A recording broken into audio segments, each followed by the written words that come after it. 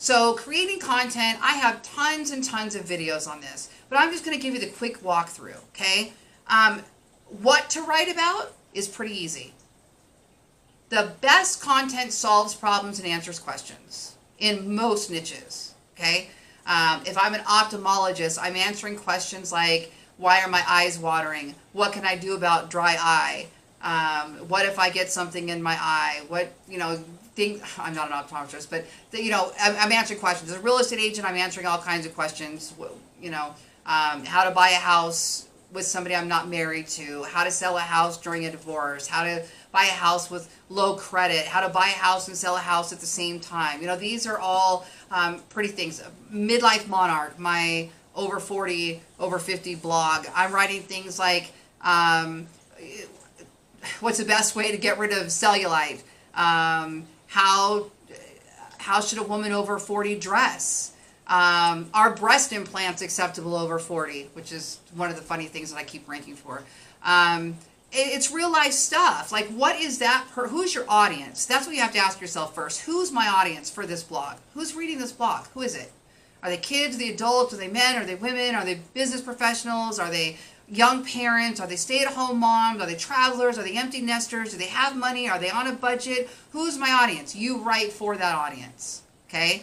So a large portion of your blog should be that. Answering questions, solving their problems. Okay?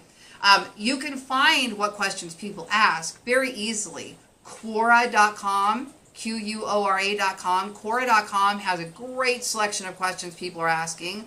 You can go right into Google and start typing things in, and Google Suggest will pull up a bunch of ideas for you.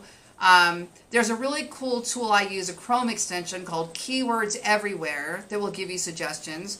The paid tool that I use, SEMrush, has a whole section on questions. There's a website called answerthepublic.com that's free that has a ton of questions. YouTube, you can start typing in a question and it'll suggest to you questions. So gosh, I mean, it just is endless. It's so easy to find what people are asking. You just go to the internet and see what people are typing in, and you'll be able to find tons and tons and tons of those types of things, okay? And then blogging, whatever else happens to fit into your niche. For my midlife lifestyle one, fashion, health, entrepreneur, making money, business. There's a cat. Hi, Gideon. So whatever it is that fits into that. For my real estate website, I'm doing all things about real estate. I'm doing hyper-local. I'm doing house and home, anything that fits into house and home. Okay. I suggest if you are trying to rank on the search engines, that you try to write about things that are not as competitive first. Start with your super, super small topics and then expand wide. So super small. So real estate might be something like how to buy a house in Las Vegas as a teacher. What loan programs are available for a teacher when buying a house in Las Vegas? I'm being super, super specific, super hyper-local, super targeted on a specific audience. Those things will help you rank much, much faster than just picking a large, massive topic and crossing your fingers and hoping you rank for it, okay? You're going to really be focused on taking action, massive action. Don't worry about being perfect right now. Start taking action. You'll learn the rest of it as you go. I've got courses, Ballen Method, The Ballen Method, BallenAcademy.com. I have how to WordPress, how to Pinterest, how to Facebook, how to pay-per-click ads, how to write your blog, how to optimize your videos, all kinds of stuff. And so does everybody else, right? I mean, you go to YouTube, you go to Google, you can do any of that. You're going to find all kinds of how-to tutorials. So don't get stuck on that. Right now, if you decide, you know what, my blog is all about getting married. I used that as an example before. Then get up today and blog about what you're going through today, getting married. What are your thoughts? What are your emotions? What are your feelings? Okay? And then when you go discover something that you had a question about, you write that. How to find the perfect wedding dress. How to find the perfect wedding dress as a plus-size woman. How to find the perfect wedding dress when you want to hide tattoos, right?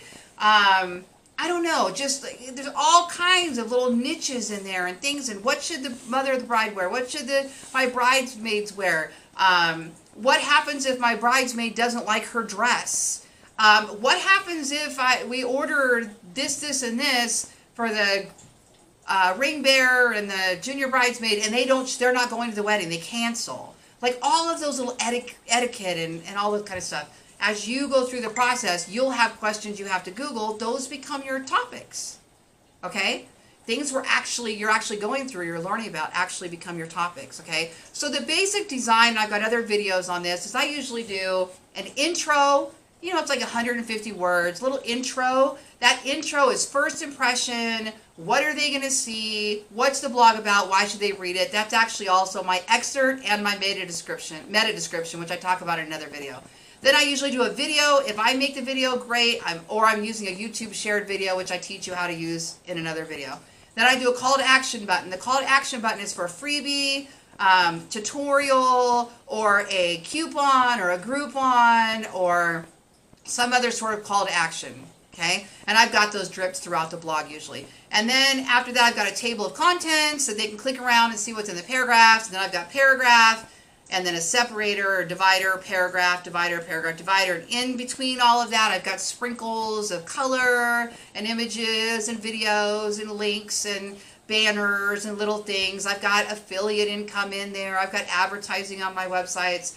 But my whole goal is giving that reader ultimate great value and making it easy for them to read, to scroll, to tap, to click back up to the table of contents, to shoot back down and up super easy so that they don't bounce off the web page, right? That's the main concern of that, okay?